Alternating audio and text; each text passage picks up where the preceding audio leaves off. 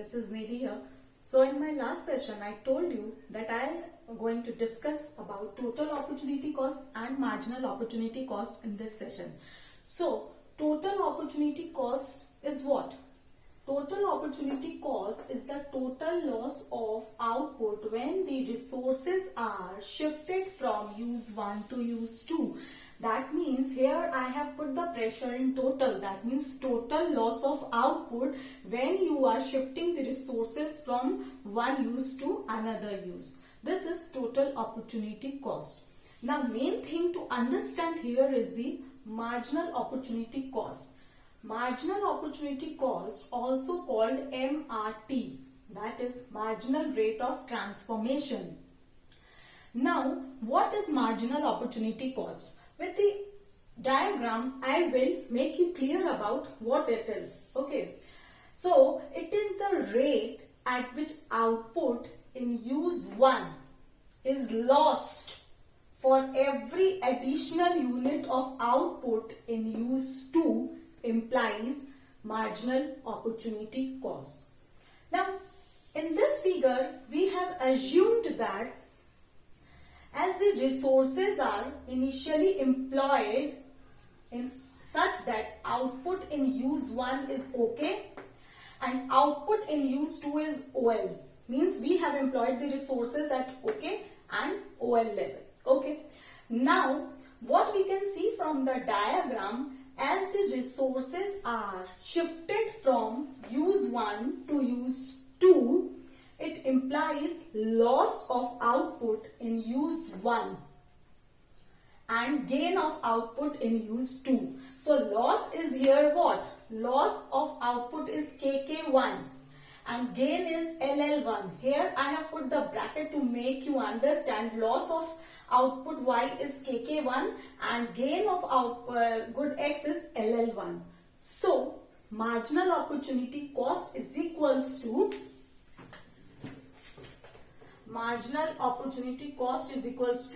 loss of output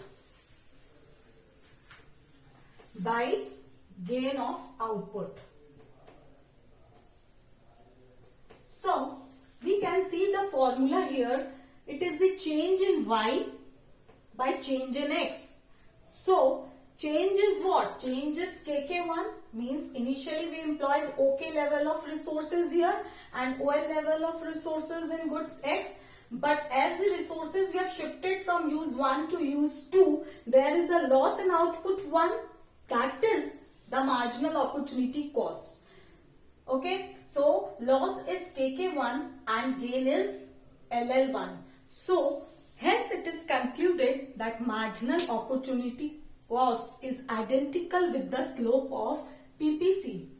Now why it is identical? Because as a firm is shifting their resources, so it is sacrificing some of the resources from use 1 to use 2. For that reason, it is also known as marginal rate of transformation, and for that reason, we say that it is identical with the slope of PPC. Now many of them don't have the basic concept about the slope. So today I am going to explain about you the slope. What is slope? Now here you have understood this. So let me explain you about the slope.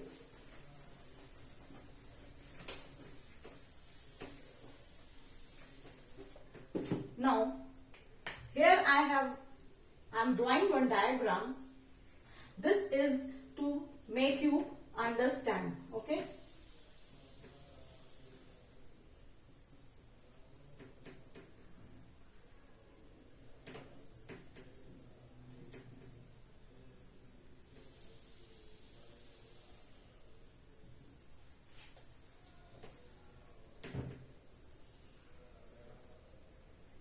Okay. Now, what is slope? Slope is not that so that it is a straight line as it is a slope. It is not that so. Slope is an exact numerical measure of what? Of the relationship between change in Y and change in X. So, the slope of a line represents change in one variable that occurs when another variable changes. More precisely, we can say that it is the change in the variable y on the vertical axis per unit, change in the variable x on the horizontal axis. So we find the slope by dividing the change in y per unit change in x. Okay. Now in this figure, if I say you to measure the slope of a straight line, then how you will measure it? First of all, understand it. Always remember, when the straight line is given to you, it means the slope will be constant everywhere. Okay, the slope will be same. Now, if I say you to measure the slope of a straight line, say the points between B and D. Now, you will think of the movement from B to D. First movement comes from B to C, that is a horizontal movement. First comes the movement, horizontal movement from B to C, assuming indicating a 1 unit increase in x.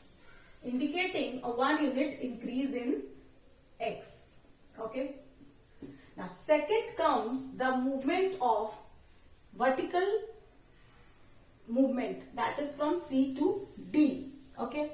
So what we have seen that first is the horizontal movement from B to C with no change in y. Second comes the vertical movement from C to D.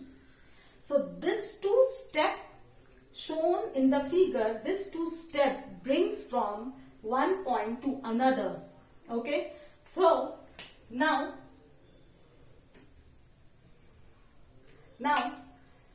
as BC is the 1 unit increase in x, we have assumed BC is 1 unit increase in x. The length of CD as S indicates that,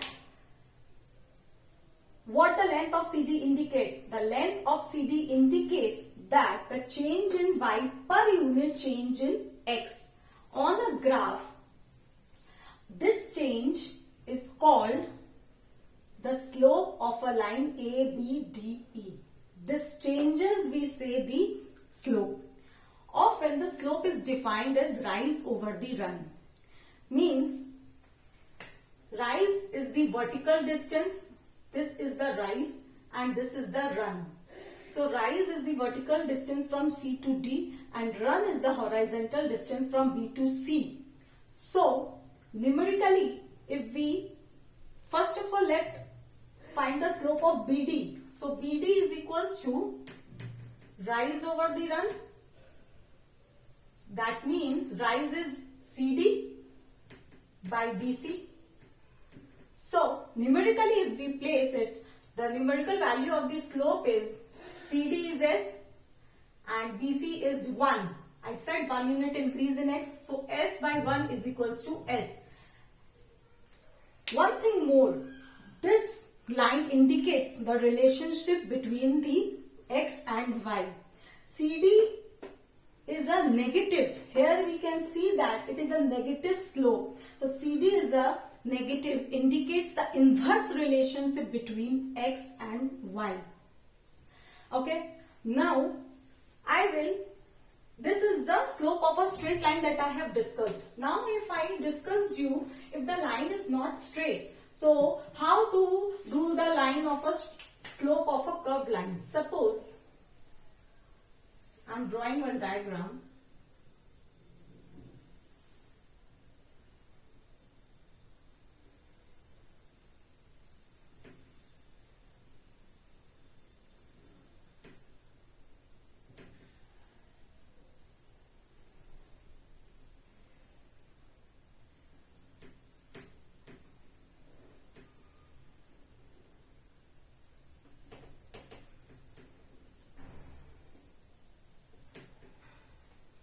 Now, if I ask you what is the slope of this smooth curve, always remember a line or non-linear curve of slope always changes. Means a curve or non-linear line is one whose slope changes.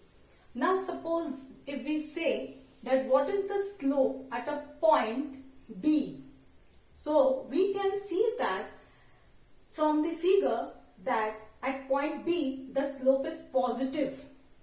The slope is rising, so it is positive.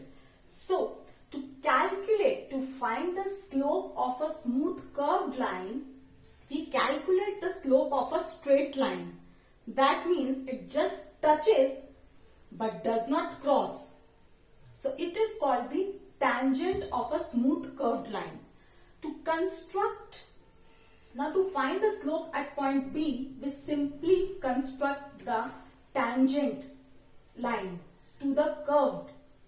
We simply construct the tangent to the curved line at point B. We then calculate the slope of the tangent. So here I said that rise over the run. So to calculate the point B, the slope of B, what will be the slope at B? So it is rise over the run. So rise is this one and run is this one. So it is what? Rise is Mj by Mn. So this is the slope of the curved line. Hope I have made you clear. In the next session, I'll make you clear more things. Thank you.